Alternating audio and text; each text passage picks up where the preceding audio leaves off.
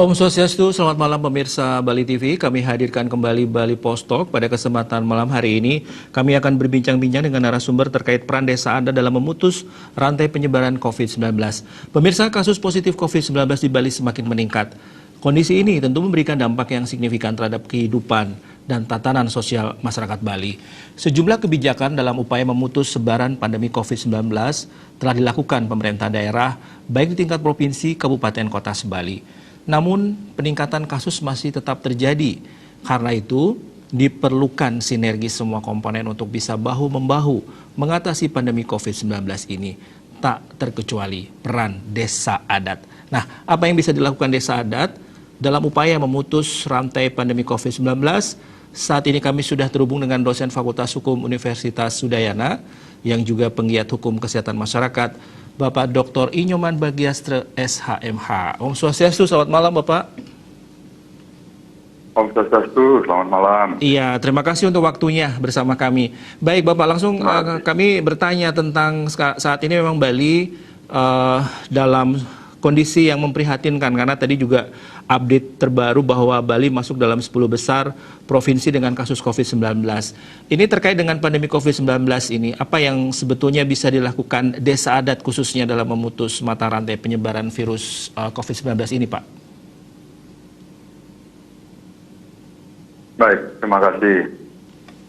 Jadi pertama-tama dapat saya sampaikan bahwa merujuk pada ketentuan Undang-Undang Nomor 36 Tahun 2009 tentang Kesehatan. Yeah. Jadi secara regulasi itu pada ketentuan pasal 152 yang mengatur mengenai penyakit menular, itu dapat saya sampaikan bahwa di ayat 1 sangat tegas disebutkan bahwa pemerintah daerah dan masyarakat bertanggung jawab melakukan upaya pencegahan, pengendalian, dan pemberantasan penyakit menular serta akibat yang ditimbulkannya.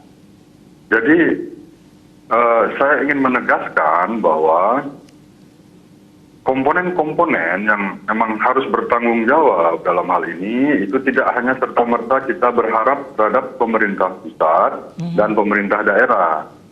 Maka di dalamnya juga ada komponen juga yang paling penting dalam hal ini yang bertanggung jawab itu adalah masyarakat itu sendiri. Iya. Nah, kemudian bagaimana korelasinya kita di Bali di sini, karena memang uniknya di Bali itu ada dua sistem pemerintahan desa ya. Kemudian ada desa dinas dan desa adat. Iya. Nah, inilah yang memang perlu disinergikan. Jadi pemerintah daerah itu idealnya memang berkoordinasi dan ataupun bekerja sama, berkolaborasi dengan desa adat.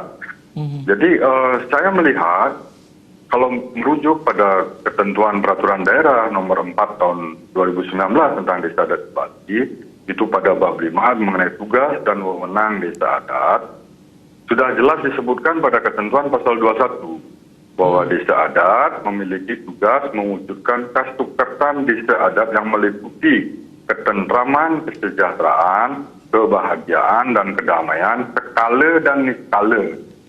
Nah, artinya apa? Saya berpikir desa adat ini sangat memiliki potensi yang tinggi dalam hal ini, dalam upaya memutus atau berperan serta memutus mata rantai daripada penyebaran COVID-19 ini. Karena yang mengetahui kondisi situasi wilayah itu kan wilayah masing-masing ini kan, kalau di Bali ini kan desa adatnya ya. Iya. Tetapi yang perlu dicermati adalah langkah-langkah apa yang memang bisa diambil secara fungsional yang diberikan kepada desa adat supaya tidak terjadi overlapping antara tugas, fungsi, dan wewenang dengan pemerintah daerah dan baik pemerintah pusat, daerah, dan desa adat dalam hal ini. Ya, baik Pak Nyoman, kalau melihat dari apa yang sudah Bapak sampaikan, sekarang kondisinya bagaimana Bapak melihat secara implementasinya di lapangan, koordinasi tadi kalau memang di Bali memang ada desa dinas, kemudian ada desa adat, kemudian terkait dengan pemerintah daerah, apakah Bapak sudah melihat bahwa ini sudah efektif dalam koordinasinya? Apakah ini termasuk karena ada istilahnya karantina parsial nih yang dilakukan sejumlah desa adat? Ini apakah hal tersebut katakanlah cukup efektif untuk mengurangi pandemi COVID-19 ini, Pak? Baik. Jadi kalau kita melihat unsur humanisnya, Ya, sifat daripada manusia ini kan pasti ingin selamat, hidup sehat dan tentram, kan begitu ini secara ini ya. Jadi itulah yang disebut dengan kedamaian skala dan skala ya. Jadi konsep Trita Karana di Bali yang yang dipahami oleh umat Hindu ini kan memang itu yang sangat dipegang kukuh ya dalam kehidupannya bermasyarakatnya. Nah, kita harus berpikir bahwa COVID-19 ini kan penyebarannya itu dari manusia ke manusia. ya, Maka kalau secara logik pemutusan penyebaran atau pemutusan mata rantai daripada penyebaran COVID-19 ini bagaimana kita memutus interaksi antara manusia dengan manusia, kan begitu. Berbeda dengan kasus seperti yang dulu flu burung yang itu memang disebarkan oleh unggas. ya, Maka kita bisa melakukan upaya pemusnahan terhadap unggas. Nah, akan tetapi kalau COVID-19 ini yang penyebarannya dari manusia ke manusia kan tidak mungkin kita melakukan pemusnahan kepada manusia yang terinfeksi, kan begitu. Maka langkah yang paling tepat adalah itu memang melakukan suatu upaya pemutusan hubungan interaksi. Salah satunya itu bisa melakukan dengan karantina wilayah. Tetapi perlu kita cermati bahwa pemerintah pusat kan sudah menetapkan ya. ya, Jadi terkait dengan ketentuan Undang-Undang Nomor 6 Tahun 2018 tentang kekarantinaan kesehatan yang kemudian dilanjutkan dengan Peraturan Pemerintah 21 Tahun 2020 itu tentang pembatasan sosial berskala besar dalam rangka percepatan penanganan COVID-19 dan kemudian dilanjutkan oleh Peraturan Menteri Kesehatan terkait dengan PSBB ini. Nah, saya berharap selaku akademisi ini supaya memang perlu diintegrasikan, dikoordinasikan dan dikolaborasikan supaya tidak terjadi overlap penanganan. Saya berkeyakinan kalau memang desa adat ingin melakukan karantina wilayah, ini memang secara ketentuan di peraturan daerah nomor 4 tahun 2019 tentang desa adat di Bali, ini kan memang diberikan kewenangan terhadap desa adat yang seperti tadi menjaga ketentraman, kesejahteraan, kebahagiaan dan kedamaian secara sekali dan niskala, kan gitu. ya, Kesukatan desa adat ini kan perlu dijaga sekali. Nah, jadi menurut saya karantina wilayah misalnya yang dilakukan oleh beberapa desa adat di Bali ini sangat memungkinkan untuk memutus mata rantai daripada penyebaran COVID-19 ini. Nah, hanya perlu dipikirkan supaya niat baik daripada hal tersebut tidak menimbulkan problem yang lainnya, kan begitu. Nah, jadi saya berkeyakinan yang mengetahui yang sangat-sangat paham terhadap situasional daripada kondisi masyarakatnya ini adalah yang paling garda utamanya itu adalah desa adat kalau di Bali ya saya katakan. Iya. Karena desa adat yang di sekitar wilayahnya itu pasti akan mengetahui baik itu kerama ngarepnya, kerama tamiunya dan tamiunya itu kan mereka pasti akan saling mengetahui satu dengan yang lain.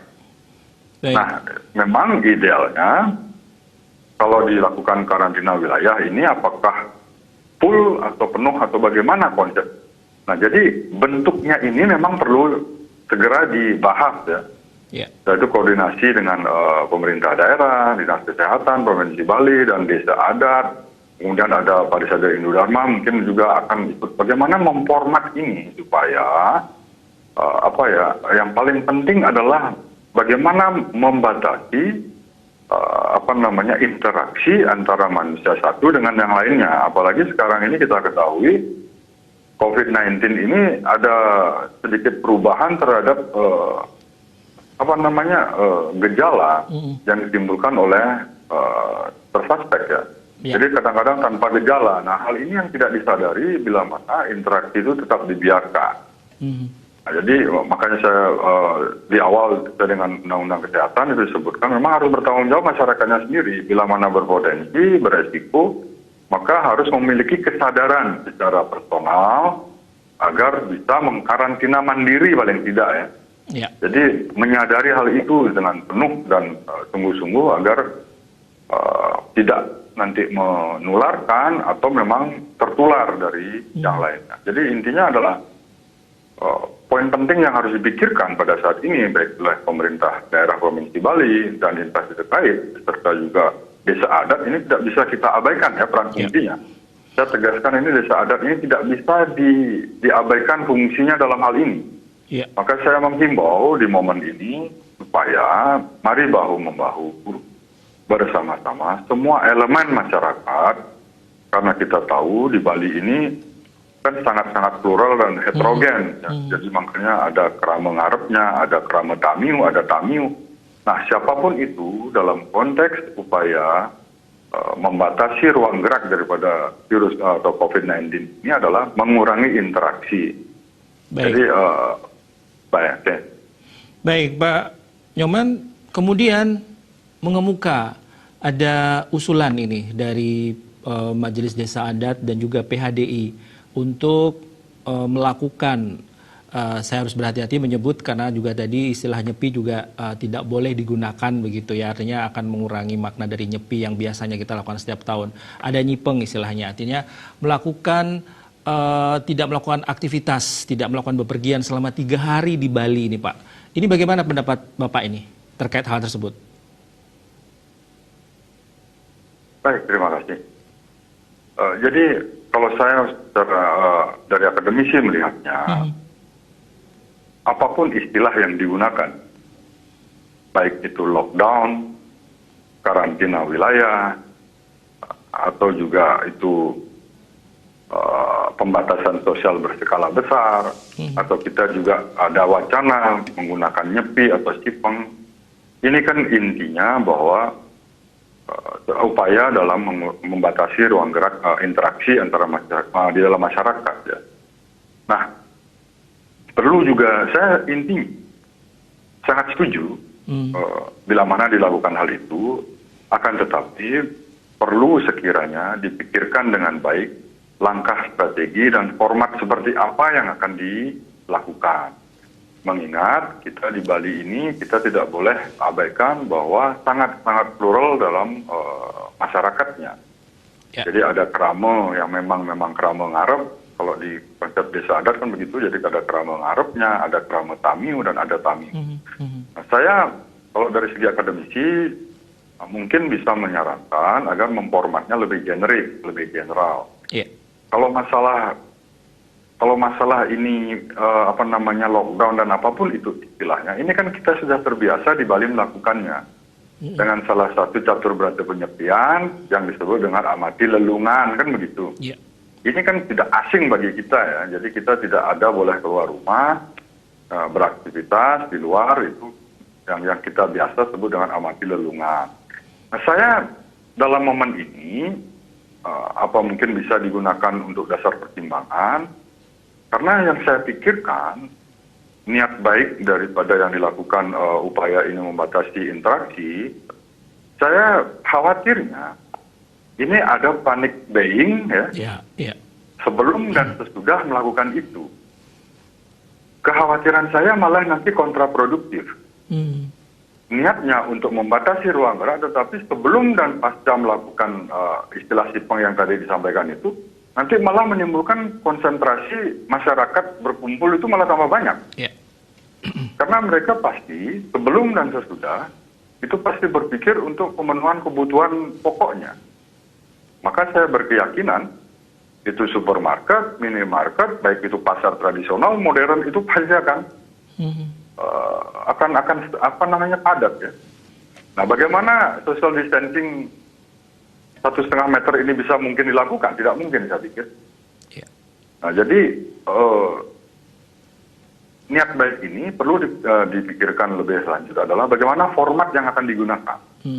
Kalau saya mungkin mengusulkan ya, bagaimana kalau kita di beberapa wilayah Bali, ini kan sudah terbiasa juga saya lihat melakukan, misalnya pada hari Minggu itu ada Car Free Day.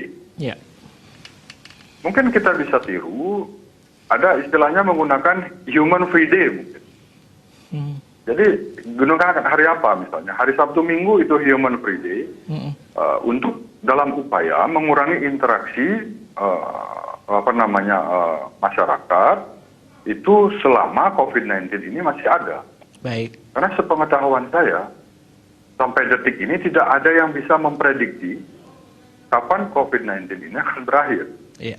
Jadi kita terapkan saja bagaimana pola gerak dan bersifat sustainable ya, begitu berkelanjutan selama COVID-19 ini masih ada. Kita misalnya memang melakukan sebuah inovasi bagaimana mengurangi interaksi, bentuk interaksi antara masyarakat itu kita harus batasi betul. Baik. Saya pikir begitu. Ya, baik. Terima kasih Bapak Nyoman Bagiastra, dosen Fakultas Hukum Universitas Udayana yang juga penggiat hukum kesehatan masyarakat. Terima kasih Bapak atas waktunya. Dan pemirsa, demikianlah perbincangan kami dengan topik peran desa adat dalam memutus rantai penyebaran COVID-19 dalam Bali Post Talk pada kesempatan malam hari ini. Terima kasih atas perhatian Anda. Sampai jumpa. Om Santi Santi Santi Om.